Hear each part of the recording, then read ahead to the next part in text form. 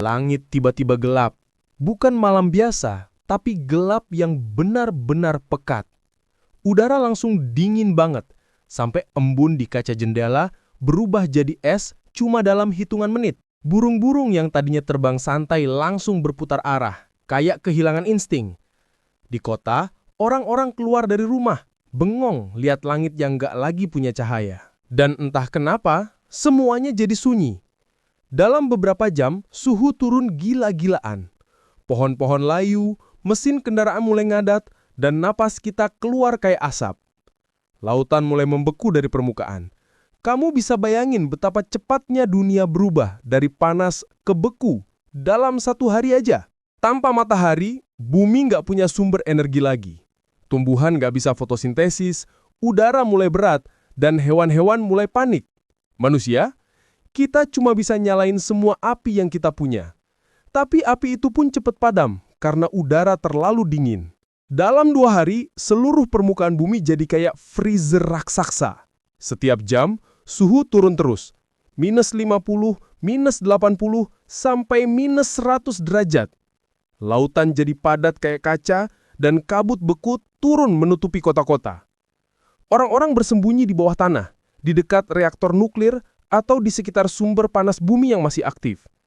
Kita bikin koloni kecil di bawah sana, hidup dari sisa panas bumi, berharap bumi nggak benar-benar mati. Tapi, masalah baru muncul.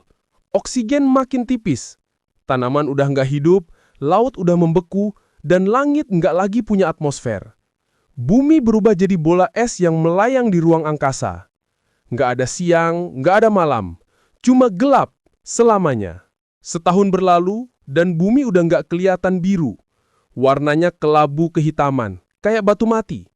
Semua laut membeku, udara lenyap, dan suhu turun sampai -200 derajat Celcius. Cahaya terakhir udah lama pergi. Tapi jauh di bawah tanah, mungkin masih ada kita atau generasi baru manusia yang hidup dari lampu buatan dan makanan hasil rekayasa. Mereka nggak tahu lagi apa itu siang. Mereka cuma tahu kalau dunia di atas udah nggak punya cahaya. Dan akhirnya, semua sistem yang kita bangun berhenti. Mesin berhenti berdetak. Dingin menelan semuanya. Bumi jadi benar-benar sunyi.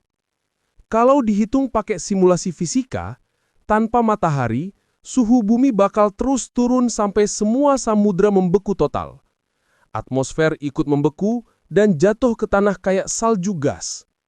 Langit lenyap. Awan nggak terbentuk lagi, dan bumi cuma jadi batu dingin yang melayang di ruang hampa. Tapi, di tengah semua itu, ada satu hal yang bikin aku mikir.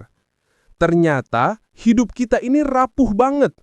Semua yang kita anggap biasa, cahaya pagi, hangatnya siang, bahkan warna langit, ternyata cuma hadiah kecil dari jarak yang pas antara bumi dan matahari. Satu perubahan kecil aja, dan semuanya bisa berakhir dalam diam.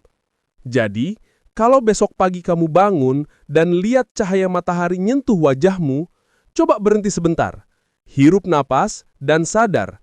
Tanpa itu, kita nggak akan ada di sini.